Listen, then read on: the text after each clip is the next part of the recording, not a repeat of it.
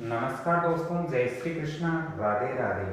दोस्तों, पिछले वीडियो के अंदर मैंने बताया था कि हमारे ऑफिस कार्यालय के अंदर हमें टेबल, बेंच या कुर्सी कैसे व्यवस्थित करना चाहिए, क्योंकि कार्यालय में लगाई हुई बेंच या टेबल आपके व्यापार के अंदर, आपके कार्य के अंदर कार्य क्षमता घटा भी सकती है, बढ़ा भी सकती है। आपका व्यापार तरक्की भी कर सकता है और नुकसान भी कर सकता है। यदि वास्तु अनुसार हमने टेबल कुर्सी नहीं लगाई तो नुकसान करेगा, और वास्तु अनुसार यदि हमने टेबल कुर्सी इत्यादि कार्यालय के अंदर लगाया है तो वो हमारे बिजनेस के अंदर बेनिफिट करेंगे।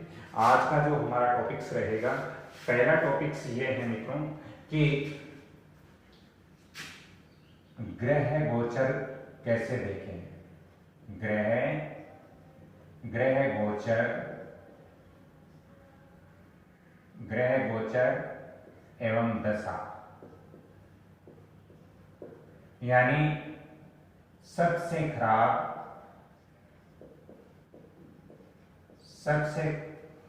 कुंडली में सबसे खराब ग्रह और सबसे खराब राशि देखनी है।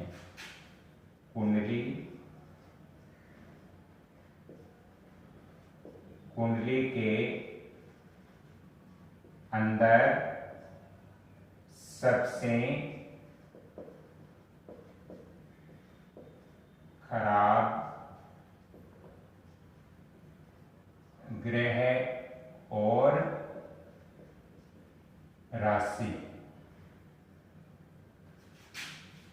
और राशि कौन सी है। दोस्तों, आज का वीडियो बहुत ही इंटरेस्टिंग होने वाला है, क्योंकि आज एक महत्वपूर्ण जानकारी भी मुझे देनी है। ग्रह गोचर दशा, यानी कुंडली के अंदर सबसे खराब ग्रह और सबसे खराब राशि कौन सी है, और सबसे खराब राशि कौन सी है। सबसे खराब राशि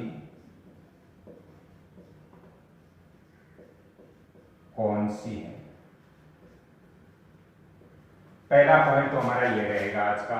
दूसरा पॉइंट रहेगा कि वास्तु अनुसार ऑफिस कार्यालय की व्यवस्था हम कैसे करें। ये दोनों ही पॉइंट बहुत ही महत्वपूर्ण हैं। इन चीजों को समझना बहुत जरूरी है, क्योंकि ये दोनों ही चीजें जो मैं आज दे रहा हूं वो पूर्णतया आपके जीवन से जुड़ी हुई चीजें हैं। क्योंकि यदि आपने ऑफिस कार्यालय में यदि व्यवस्था अच्छी नहीं की तो बिजनेस पर इसका बहुत ज्यादा फर्क पड़ता है। और यदि हमारी कुंडली के अंदर हम ये नहीं समझ पाए कि हमारा कुंडली में कौन सा सबसे खराब ग्रह है और कौन सी सबसे खराब राशि है, तो ये भी हमारे लिए बहुत दिक्कत वाली होगी। ये भी समझना जरूरी है।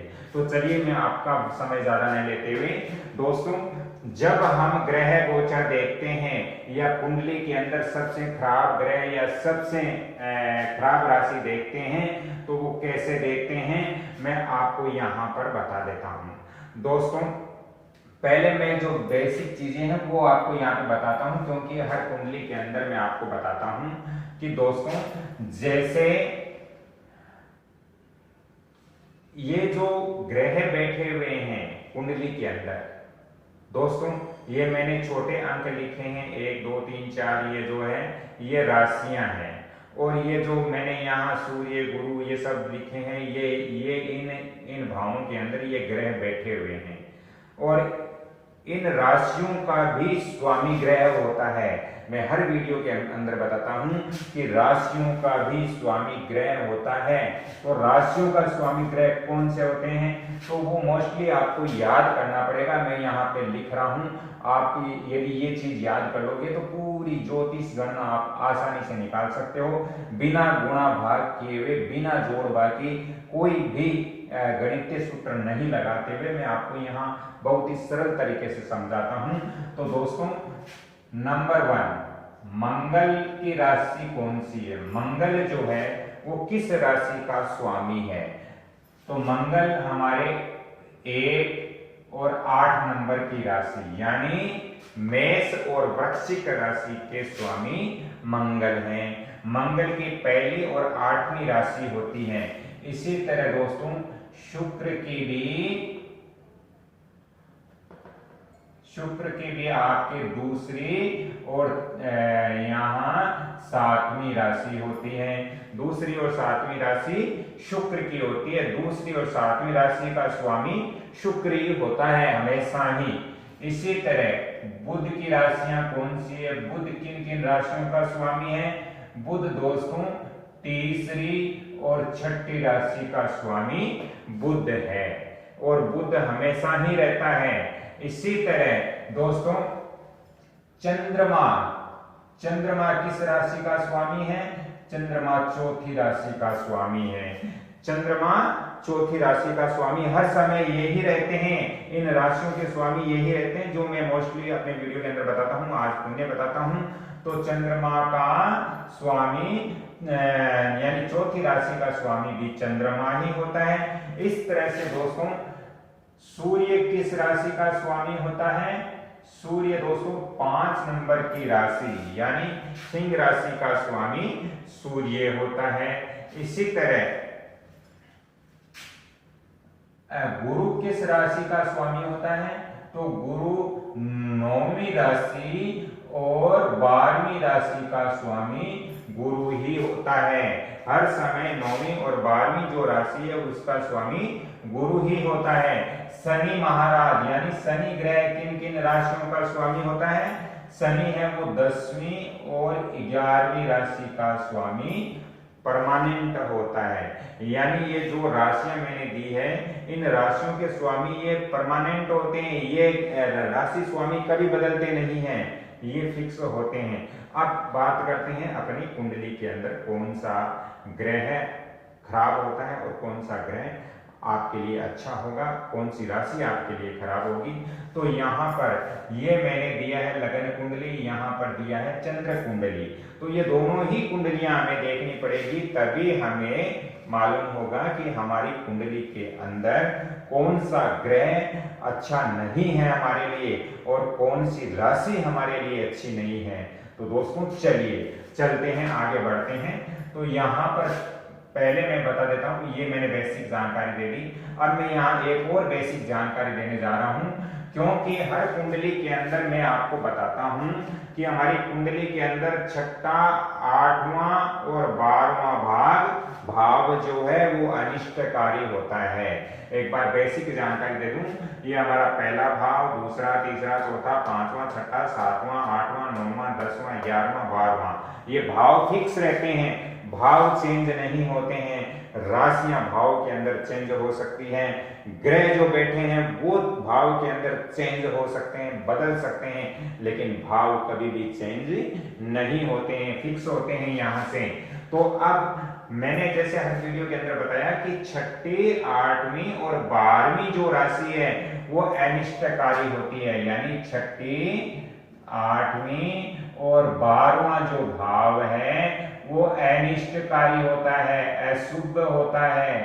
ये भाव हमारे लिए अच्छा नहीं माना जाता, हमारे लिए अच्छा नहीं होता।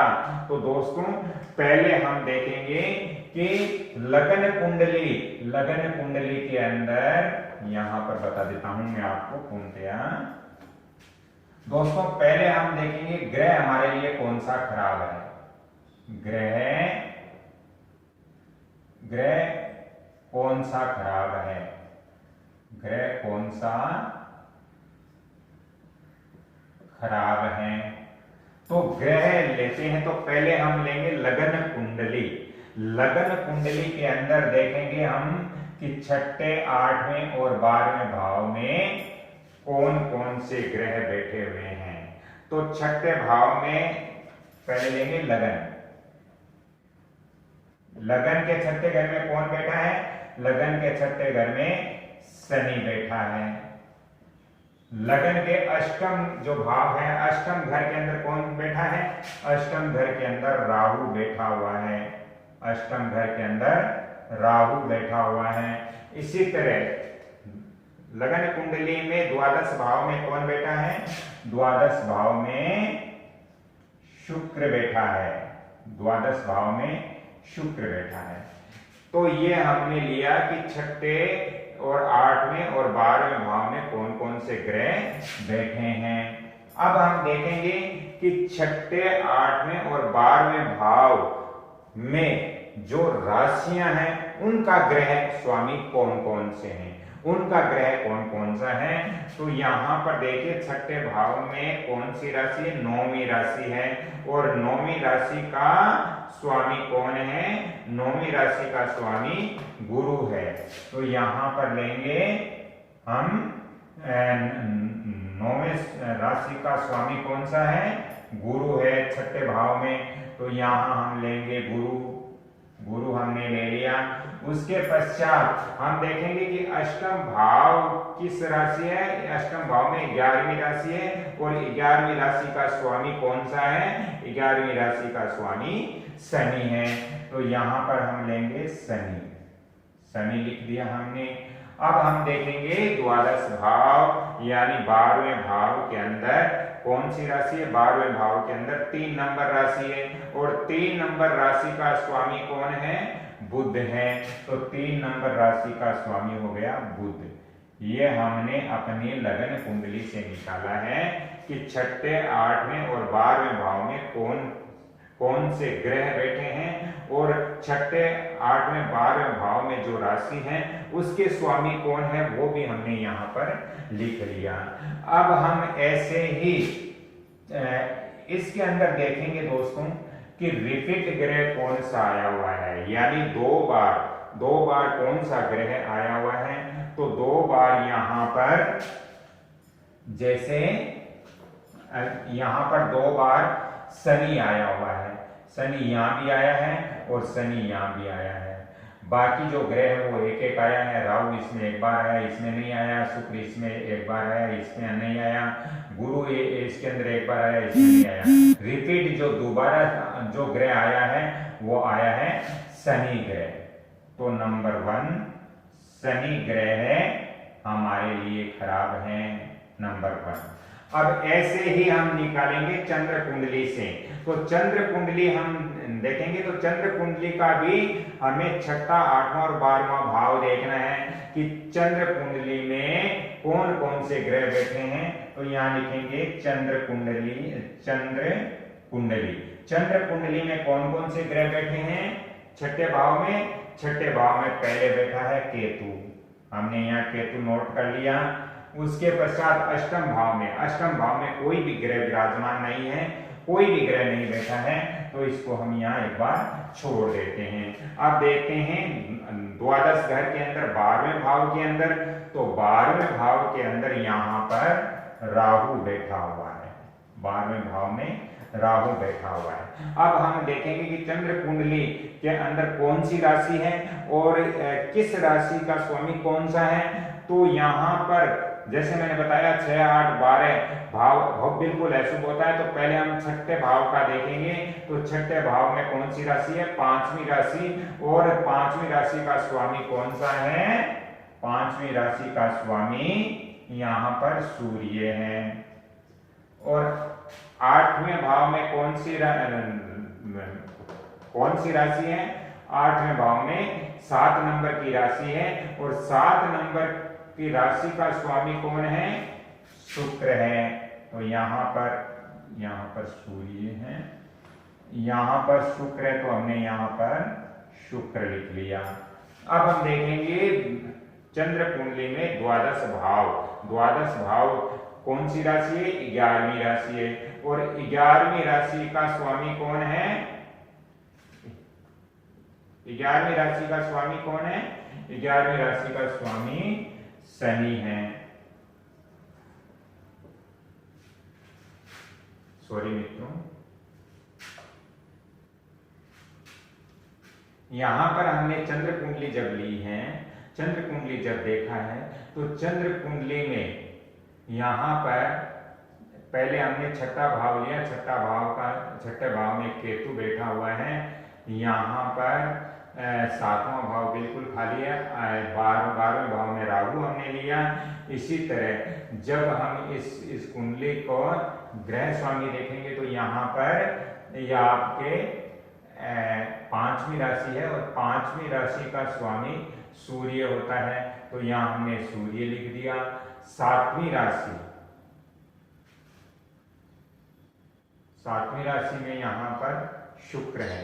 तो दोस्तों यहाँ पर तो इस तरह से हम देखेंगे कि शनि हमारे लिए हानिकारक है, शनि हमारे लिए अच्छा नहीं है।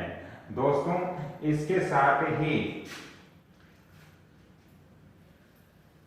शनि हमारे लिए अच्छा नहीं है। तो दूसरा हम देखेंगे कि जब चंद्र कुंडली यदि हम देखते हैं तो चंद्र कुंडली के अंदर भी वही चीजें हम देखते हैं कि चंद्र कुंडली में कौन कौन से ग्रह बैठे हैं और चंद्र कुंडली के अंदर कौन कौन सी राशियां हैं। तो दोस्तों यहाँ पर हम देखेंगे कि शनि हमारे लिए अच्छा नहीं है। और जब अब हम देखेंगे हमारे लिए राशि कौन सी खराब है, राशि कौन सी खराब है। तो राशि के लिए हम देखेंगे कि यहां पर देखेंगे राशि हमारे लिए कौन सी खराब है, राशि के बारे में जानेंगे। तो राशि के बारे में जानेंगे तो हम देखेंगे कि छठे और 8वें और 12वें भाव में कौन सी राशि है। तो छठे भाव में 9वीं राशि है, यानी कि छठे भाव में 9वीं राशि है और 8वें भाव में 11वीं राशि है। इसी तरह द्वादश भाव में तीसरी राशि है। ये हमने लगन कुंडली से लिया, तो यहाँ पे लगन कुंडली लिख लिया। अब चंद्र कुंडली से हम देखेंगे तो चंद्र कुंडली में छठे भाव में कौन सी राशि है, छठे भाव में 5वीं राशि है और जो अष्टम भाव है उसके अंदर 7वीं राशि है, द्वादश भाव के अंदर 11वीं राशि है। तो इसके अंदर भी हम यही देखेंगे कि रिपीट राशि कौन सी आई है, दोबारा राशि कौन सी आई है, दोबारा राशि आई है 11वीं, 11 नंबर की राशि दोबारा आई है, यानी कि कुंभ राशि पुण्य एक बार आई है। तो ये कुंभ राशि आपके लिए यानी बहुत शत्रु कारक होती है। कुंभ राशि का जो व्यक्ति है वो बहुत ही परेशान कर सकता है, वो धोखा दे सकता है, वो आपके साथ विश्वासघात कर सकता है। तो इसी तरह हम देखेंगे कि आपकी कुंडली अलग हो सकती है।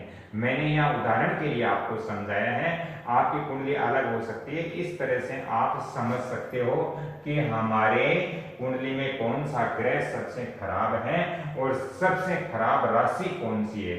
यदि जब गोचर चलता है और गोचर के अंदर जिस समय इस व्यक्ति के जिस समय गोचर चलेगा और कुंभ राशि के ऊपर जो भी ग्रह होगा वो अशुभ परिणाम देगा। जब भी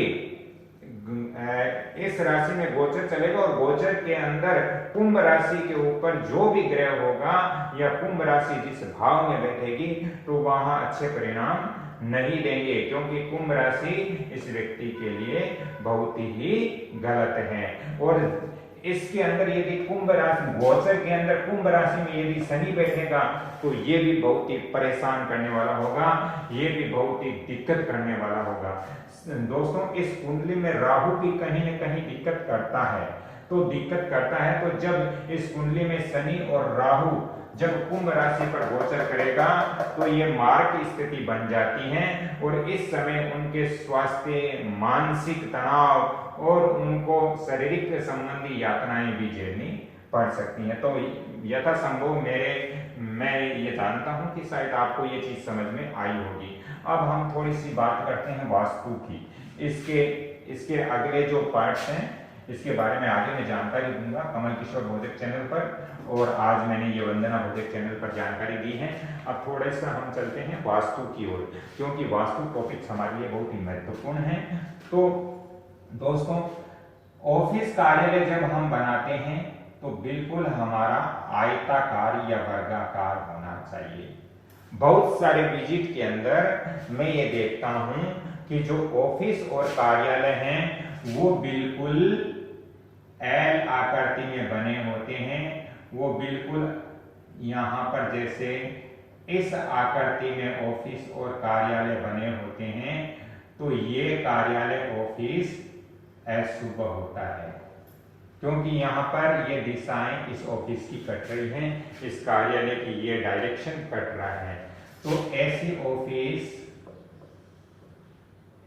ऑफिस या कार्यालय नहीं होना चाहिए, क्योंकि ये एल आकार में हो गया और एल आकार के ऑफिस या कार्यालय में आप बैठ करके यदि आप बिजनेस करते हो तो बिल्कुल आपका बिजनेस अच्छा नहीं चलेगा, आपकी मानसिक जो संतुलन है वो बिगड़ जाएगा, साथ ही आपका काम करने में मन नहीं लगेगा, क्योंकि यहाँ पर एक जो डायरेक्शन है, अब आपको स्थिति उस ऑफिस में क्या बनेगी वो तो आपके कौन सा डायरेक्शन कटता है उसके आधार पर ही देखा जाता है। यदि आपके कार्यालय के यदि अग्नि कोण कट रहा है तो आपका कार्यालय के अंदर आपको बिल्कुल बैठने की इच्छा नहीं करेगी, आपको बिल्कुल कार्य करने की इच्छा नहीं करेगी। इस तरह यदि आपके कार्यालय की यदि नेतृत्व कोण कट रहा है तो वहां पर आपके बिजनेस के अंदर आपकी स्थिति मजबूत नहीं होगी। तो ये सब चीजें ये इस आधार पर हम देखते हैं कि ऑफिस का कौन सा डायरेक्शन है वो कट रहा है, किस डायरेक्शन में एल आकृति बन रही है, ये सभी चीजें ऑन द स्पॉट हम लोग देखते हैं। अब दोस्तों हम बात करते हैं कि बिल्कुल ये ऑफिस या कार्यालय इस तरह का आयताकार या वर्गाकार,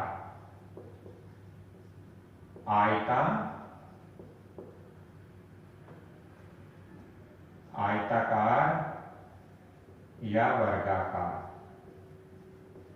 कार्यालय बहुत शुभ होता है। ऐसा कार्यालय अच्छा होता है, ये कार्यालय अच्छा नहीं माना जाता, ऐसी ऑफिस अच्छी नहीं मानी जाती, ये ऑफिस बिल्कुल अच्छी होती है।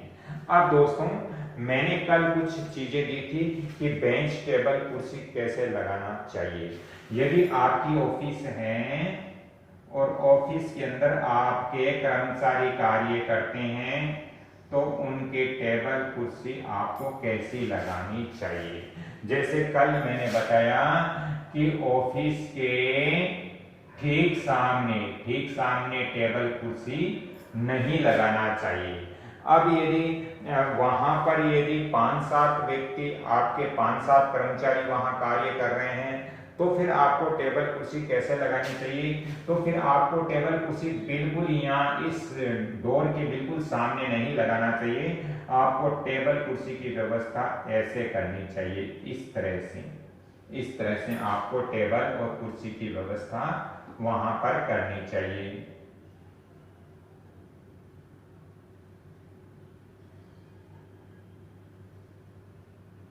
ऐसे आप टेबल और कुर्सी की व्यवस्था वहां पर कर सकते हो, जैसे मैं यहां आपको बताता हूं।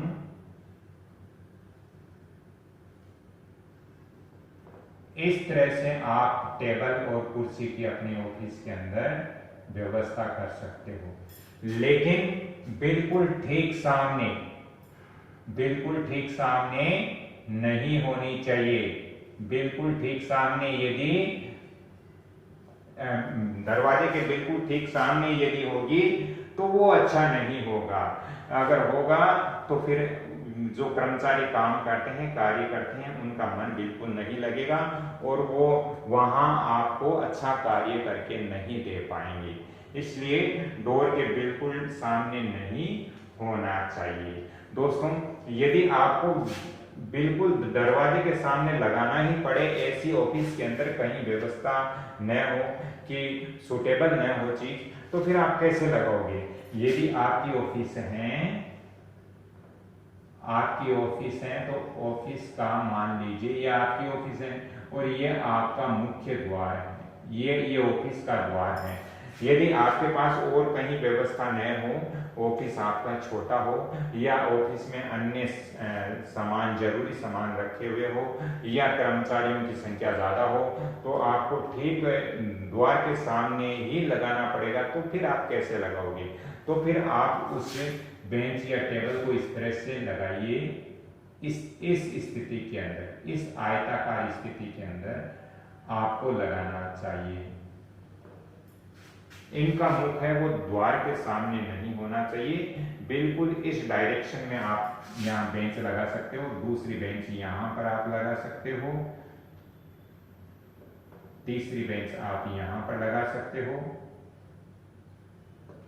और इस तरह से यहाँ भी बेंच आप लगा सकते हो। यहाँ भी आप बेंच लगा सकते हो इस तरीके से। ऐसी अवस्था में आप बेंच यहाँ पर लगा सकते हो। लेकिन अगर मुख्य द्वार के ठीक सामने है तो ये स्थिति आपको देनी पड़ेगी। अगर आपने यहाँ पर ये स्थिति दी है तो ये गलत है, ये बिल्कुल गलत होता है, ये वास्तु सम्मत नहीं होता।